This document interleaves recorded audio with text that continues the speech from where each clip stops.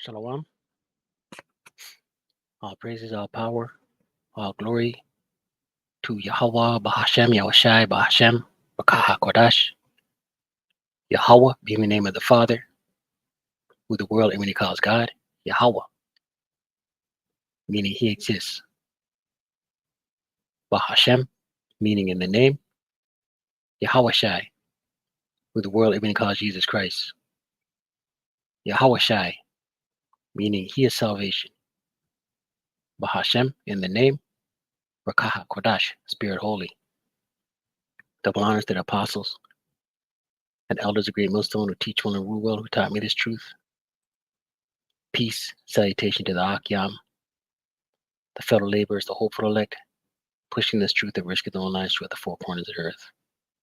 To the Akwatim listening, and learning in sincerity and in truth and in silence, Shalom. Akyam, meaning brothers, Akwatim meaning sisters, Shalom meaning peace, be unto you. It's your brother Shema from the GMS Toronto camp here in Toronto with another lesson. And we'll get right into it. So some news and prophecy. Right, we'll hit a couple headlines. Right, we'll hit a couple of headlines.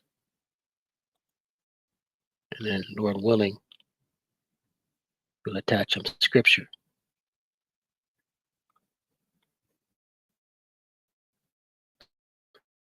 I will start with this one right here. Matter of fact, let's get a scripture in the Second Ezra 9, right? Because we're measuring the times diligently. What does that mean? We're looking at what's taking place,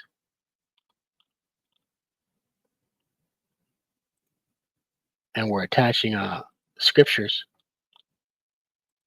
that way we're able to know what time we are in according to prophecy. Second Ezra 9.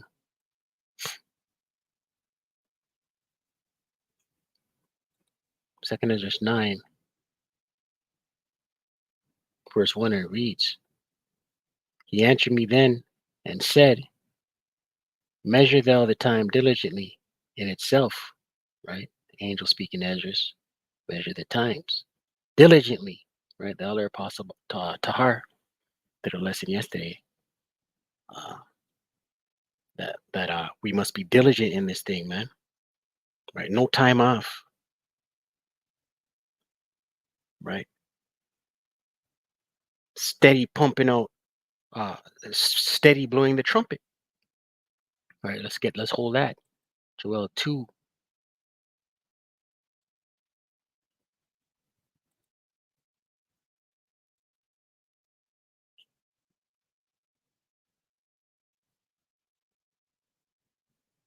Salakia.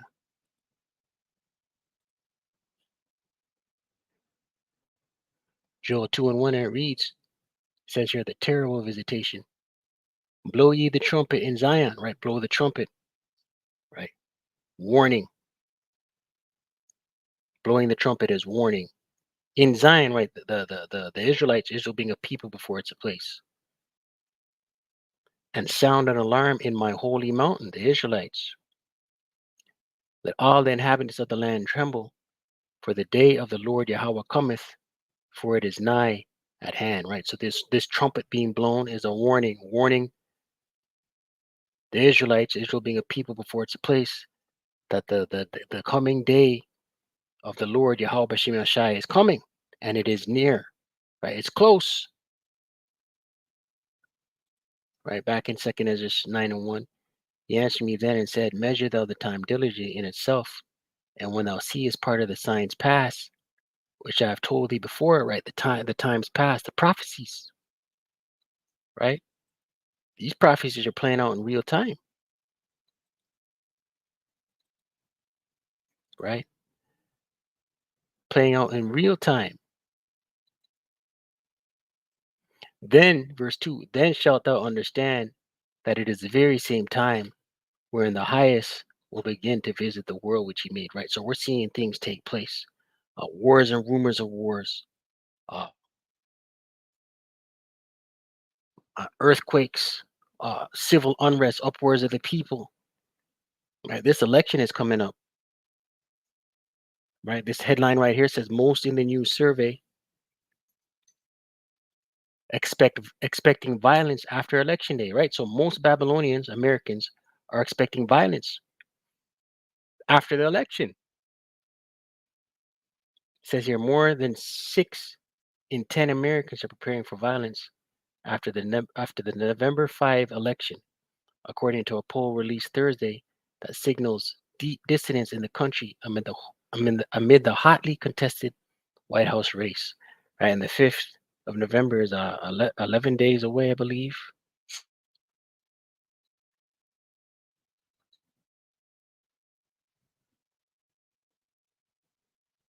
Yep, 11 days away. Right, 62% of those surveyed in the Scripps News Ipsos poll said violence after election day is very likely or somewhat likely, including a majority of Republicans, 59%, and Democrats, 70%, right? Violence, right? What does prophecy say, man? Right? Scripture say, prophecy says, I will set Egyptian against Egyptian, right? That's left versus right, blue versus red, right? Egyptian, spiritual Egypt, spiritual Sodom. Isaiah 19,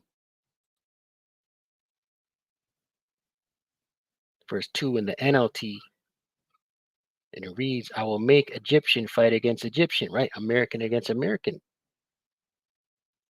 brother against brother, neighbor against neighbor, city against city, province against province, right? You know, whichever way it goes with this election, whoever wins, it doesn't matter. There's going to be turmoil, right? Look at this. Look at this article, and this is from today, October 24th. Yesterday, Salakia, October 24th, 2020, 2024, the hopeful year of Jacob's trouble coming to pass. It says local law enforcement arrested a suspect who officials said admitted to committing arson, but said his actions weren't related to the election. Right? Ballots damage in USPS mailbox fire in Phoenix. Right? He says it's not related to the election. Right? But it goes to show you, you know, um, Esau's a mad scientist, right? And if ballots can be damaged or go missing or be burned, right? Because remember, 4 years ago, the big fight was that uh it was stolen, right? That was Trump's uh gripe, his complaint. A blue U.S. Postal Service mailbox in Phoenix was set on fire overnight, damaging several ballots and other pieces of mail, authorities said. Right, because Babylon, America, they have this whole mail-in ballot thing, right? Local law enforcement officials arrested a 35-year-old man in connection to the incident, which occurred at about 1:20 a.m. local time Thursday. The suspect, identified as Dieter B. Klofkorn, admitted committing arson but said it was not related to the election, police said at a news conference. Why that was his desire, we did not get that far into it, said the spokesman, Officer Rob Scare. The mailbox was a drive-up collection box for mail at the post office at 3905 North 7th Avenue, said Rob McDale, a fire spokesman. The fire was extinguished and the area has been reopened. Right. So this is once again, you know, there's, there's bugged out demons on people out here, man. You know, you have red, yeah. You have those that are backing the red, those that are backing the blue, Republicans, Democrats, right? But they all answer to their leaders, their puppet leaders. They answer to the same um uh higher ups who are the elites.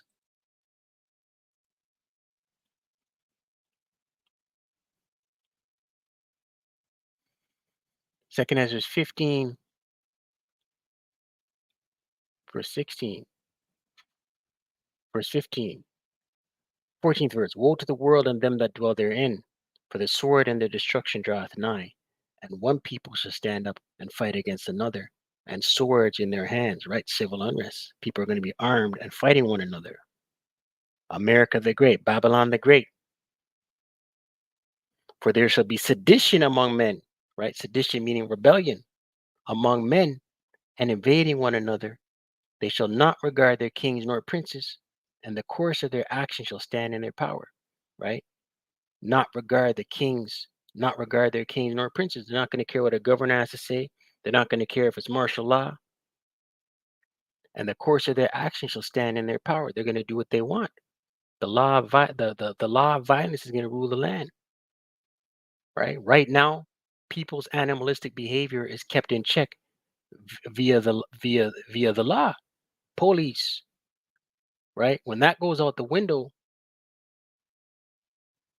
right, all hell's gonna break loose. People ain't gonna care,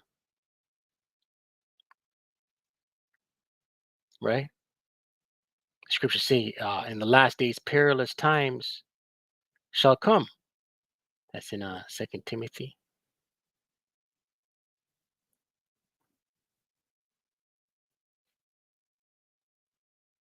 Second Timothy 3:1, and it reads, the headline is difficult times will come, right? And we're about to go into these difficult times, a time like no other, the time of Jacob's trouble. It reads, this know also that in the last days perilous times shall come, right? You're going to this word perilous in the Greek, Strong's G 5467, kalepos.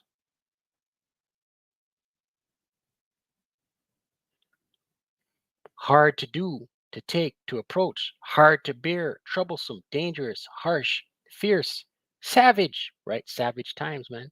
That's a word Jake likes to throw around in the world today. Savage. In the Strongs, through their idea of reducing the strength, difficult, i.e., dangerous, or by implication, furious, fierce, peerless, right? So people ain't gonna care, man.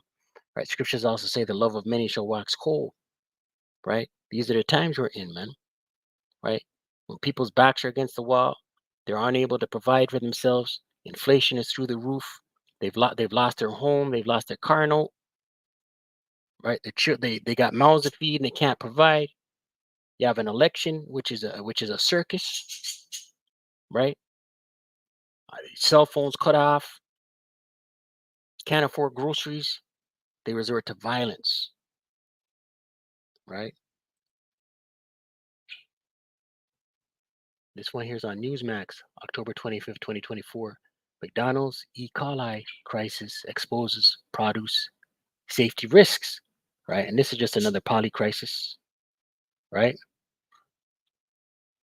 Moves by major U.S. fast food chains to temporarily scrub fresh onions off their menus on Thursday after the vegetable was named as the likely source of an E. coli outbreak at McDonald's laid bare the recurring nightmare for restaurants. Produce is a bigger problem for restaurants to keep free of contamination than beef. Onions are likely the culprit in the McDonald's E. coli outbreak across the Midwest and some Western states that has sickened 49 people and killed one, the U.S. Department of Agriculture said late on Wednesday. The company pulled the quarter pounder off its menu at one-fifth of its 14,000 U.S. restaurants. In past years, beef patties dominated the dockets of foodborne illness lawyers before U.S. federal health regulators cracked down on beef contamination after an E. coli outbreak linked to Jack in the Box burgers hospitalized more than 170 people across states and killed 4. As a result, beef-related outbreaks became much rarer, experts said. Produce is a much harder problem, right? And this food, listen, right, because they're blaming this on onions. Experts say the biggest difference is that beef is cooked while fresh produce, by definition, is not cooked. Proper cooking is a silver bullet against contamination, right?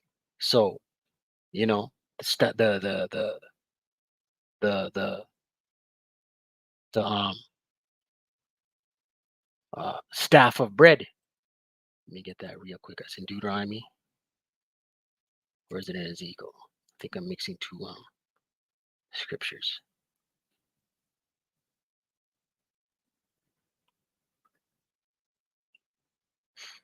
Ezekiel 4, I want this one, and I want this one.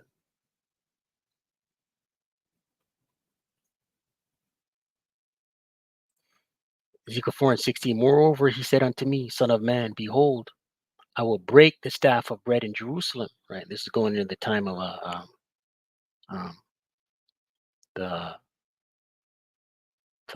Babylonian captivity. Right.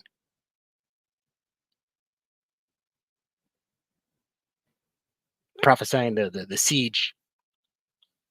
Right. But it's twofold. Right. No new thing under the sun. Because if you read further up in the scripture, it says, we shall eat our defiled bread among the Gentiles. Right. The Israelites are still scattered throughout the four corners of the earth, eating defiled breads, GMO foods, unhealthy foods, chemical laden foods. Right. That's why uh, there's so much tumors and cancers. Right. So the Lord is disrupting the food chain, man. The food supply, the source of foods, the quality of food. Esau Edom, the mad scientist, he's GMO'd everything. He's got to use over fertilize the earth, right? But the way things are now, it's unsustainable.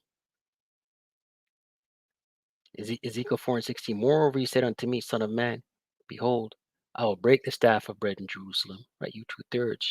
A lot of 2/3 are going to starve to death in the times that are coming. And they shall eat bread by weight and with care, right? They're going to ration their food. And they shall drink water by measure and with astonishment, right? These are the times that are coming. Food is going to be so scarce, you're going to have to ration it. We got to ration it because we don't know if we're going to be able to have food tomorrow, right? That's it on that. Let's get this next article here. It says here, Iran ready to deploy secret weapon more powerful than nukes, top general warns, right? Wars and rumors of wars, man. Let me hold that.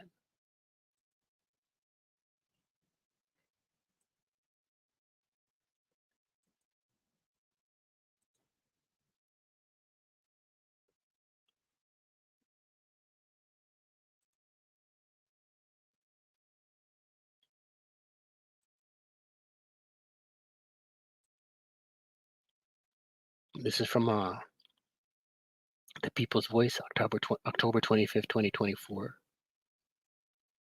Right, and just going back on that food thing, the E. coli, that's a pestilence, right? That's a pestilence. We're in these are the times we're in, man. It says here, according to Iranian Brigadier General Ibrahim Rostami, the ban on Iran developing nuclear weapons forced it into developing something far superior. Naturalnews.com reports, speaking to the media, Rostami, who previously worked as a secretary of the Development and Equipment Commission of the Islamic Revolutionary Guard Corps, indicated that he supports a review to change portion of Iran's non-nuclear military doctrine, but that the parliamentarians are unaware of some aspects of what it currently states because the doctrine contains highly classified and top secret information. The Iranian military, according to Rostami, has already deployed in the past weapons that are far superior to nuclear weapons, including on one occasion in 2019 when Iran attacked oil tankers in the United Arab Emirates. When Trump wanted to reduce our oil exports, there were a number of tactical operations, Rostami claimed in a statement. I will not say who carried them out, but 5 tankers blew up in the highly guarded port of Fujairah. They did not even know where the attack came from. They even filed a complaint with the UN, and the UAE accused us, but could not provide evidence. These are some of the examples I can mention. Um,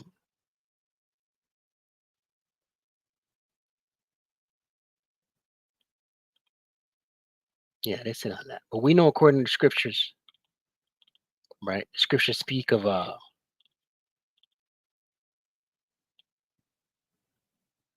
scriptures speak of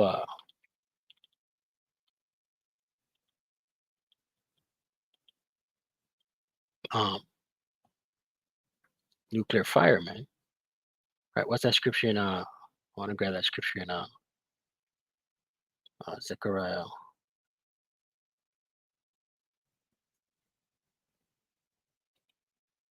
Zechariah.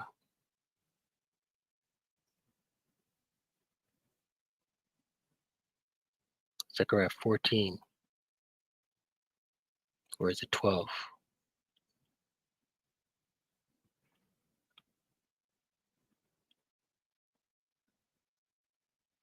Zechariah 14 and 12.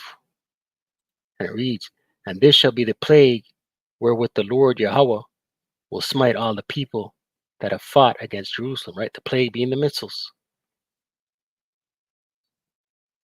right? Thermonuclear intercontinental ballistic missiles, right? So this guy is saying something far superior. We know the destruction is coming with the destroying wind, the missiles, right? What he made, what I perceive him to be saying is that he possesses uranium rods, right? He said it's been said for a long time that they've been unable to make one, right? That's why the policing has been so heavy on them not to get one, right? Now he's boasting that they have something far superior. There's another scripture, Isaiah 9 and 5. Let me see what this says in the NLT.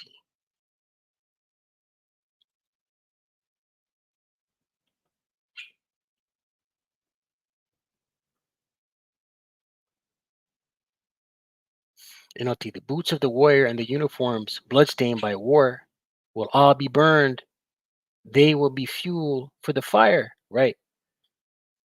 And what causes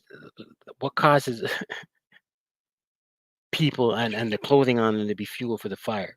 Thermonuclear intercontinental ballistic missiles, right? Back in Zechariah 14 and 12. And this shall be the plague wherewith the Lord Yahweh Bashim El Shai will smite all the people that have fought against Jerusalem, right? And the Israelites, Jerusalem, Israel being a people before it's a place, Jerusalem being a people before it's a place. They're in possession of the enemy. They're POWs, right? All nations have fought against the Israelites, beginning with the Edomites. Their flesh shall consume away while they stand upon their feet. That's that destroying wind, the lake of fire. And their eyes shall consume away in their holes, and their tongue shall consume away in their mouth. That destroying wind, that nuclear fire, that's what causes that, right? Thermonuclear destruction,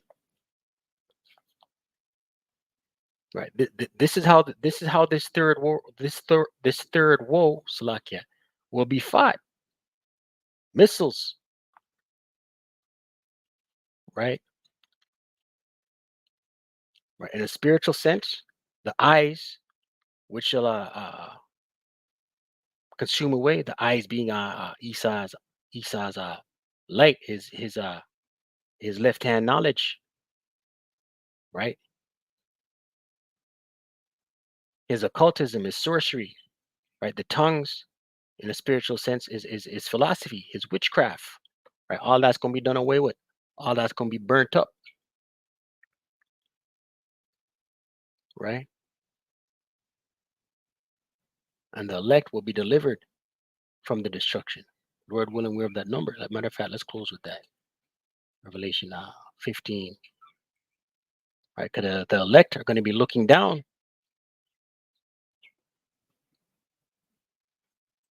says here, seen from heaven, right? Up there in the ozone, from the chariots, what the world even calls UFOs. This is a vision of John the Revelator. Revelation 15:1. And I saw another sign in heaven, great and marvelous, 7 angels, having the 7 last plagues, for in them is filled up the wrath of Yahweh Bashim al Shai, right? And 7 means completion. Verse 2. And I saw, as it were, a sea of glass mingled with fire, right? The sea of glass mingled with fire. The sea of glass being the ozone, right? Looking down through the ozone at the fire, mingled with fire, that fire, the destruction, the destroying wind, the lake of fire. What's going to cause that? The missiles. And them that have gotten the victory over the beast, who's going to get the victory over the beast? The elect, Lord willing, wherever that number. The beast being the system, Salakia. The beast being NATO, the EU, America the Great. And over his image, right? The image being his system, right? Rome 2.0, the system of Rome, right? We're in Rome all over again. America the Great is the revised Roman Empire. And over his mark, his charagma, physical mark, right? The elect are going to get victory over this, right? The Revelation 13, verse 16 on down. And over the number of his name, stand on the sea of glass, the ozone, having the harps of Yahweh Bashim Shai, right? From the ships, what the world may cause UFOs, right? The chariots,